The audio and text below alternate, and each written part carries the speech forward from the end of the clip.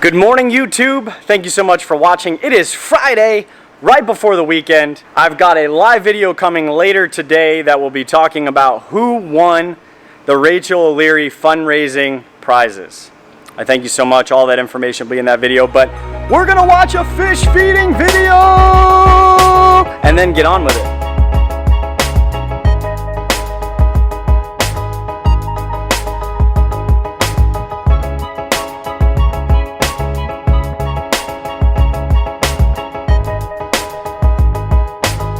What's up, everybody? It's Jay Wilson, and the cool part is I think I found a tank that I don't have to wait to build. It's a 6-footer, and I want to go check it out. It's going to be on the other side of the factory in the tank room. I'm super stoked.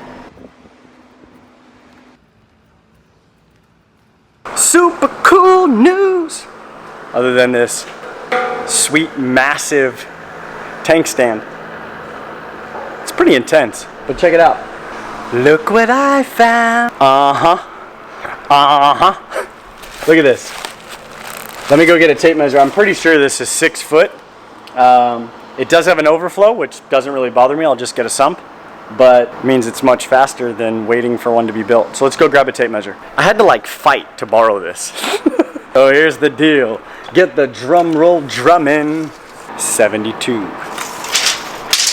The other key part is I've used one of these before. The other key part is just to make sure that it's going to fit through the door, which this looks to be about 20 inches. I could be wrong, but 24 inches. And what do we got for the top? And I believe there's 2 here, so if you want one, let me know. Looking at 27 tall. It's not bad. It's actually very close to what I was thinking. Almost too perfect. So there it is. That's pretty much it. Rocking and rolling. Now remember, anytime you borrow tools at your work, give them back to the person. Don't leave them somewhere or take them somewhere. Hand them back and say thank you. This is a friendly tip brought to you in part by Workforce Relationships. Here you go, my friend. Look at that. Back in his hand. He knows that I didn't take it.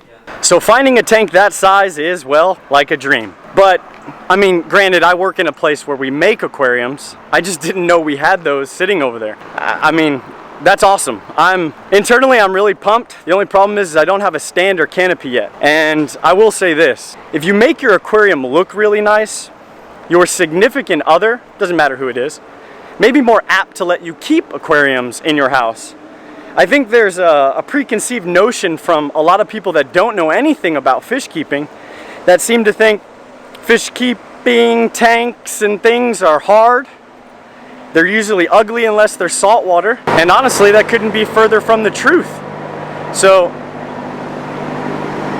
what? Hold on one moment. Somebody needed my help, but look what I found. Do you see the aquariums over there? I have not seen those aquariums. I don't know why. I don't look over here. They must have moved stuff. We've been preparing things for Brian Barczyk and all of his reptarium stuff that he's doing here, that I did not see those aquariums. There's 2, or it could be more, I don't know how big they are, but there could be 2. I'm gonna go grab another tape measure and we're gonna go measure them and see what happens. So I took a tape measure from somebody's workstation, but it says, I think it says booth. So I'll make sure I return it to the place I found it. Now, the reason why I'm doing this video is because I was excited to see and actually find an aquarium that I could use in that space. But I've got to be careful because there's a lot of cool stuff in here. Yeah, this is... Oh man. This is... Hold on a second.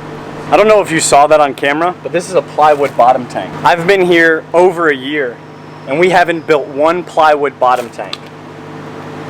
Don't use your teeth. Let me use this. Yes! Yes! The reason why I'm saying yes is because, well, because this has probably been sitting here a while, this is not going to cost me as much as that one with the overflow that could be sold. I've seen that one built just totally we moved all the stuff to the other side for the aquarium manufacturing. This could be a super big win day today. Hold on one moment. Freaking depth is 27. Even better than 24. Honestly, anytime you can get a couple inches, it's super beneficial. And it's 30 inches tall. Okay, so still stuck in the same position of, whew, got a tank. I'm freaking pumped. I'm gonna talk to Stuart and Tom. Stuart's the owner of Universal Rocks, and Tom's the guy that manufactures these aquariums. I'm gonna find out what the cost is for that boy for me, and then I just gotta figure out how to get the stands and canopy. In the comments, let me know which one should you choose, except you're not choosing, but which one should I choose? So, the reason why this is still a dilemma is because that may be a much cheaper tank for me to purchase because it's been sitting here longer than the one that's over there that I can't believe I forgot was here. But I still need a stand and a canopy. So that's the dilemma. I don't want to do a DIY one. I'll either find somebody to make one or I will find one that I can purchase. However, ideally the one over there would be easier to find because the dimensions are very similar to a lot of aquariums that have been built, minus the height. But this one is 27 wide, so it's really gonna have to be a custom thing. Do you see the dilemma?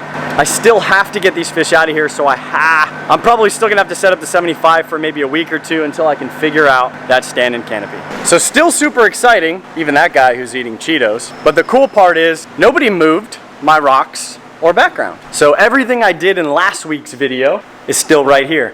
So it's gonna be pretty easy to set up that 75, even if it's just for a few moments. And remember, sometimes as fish keepers, we do some crazy things. The main concern is don't rush it.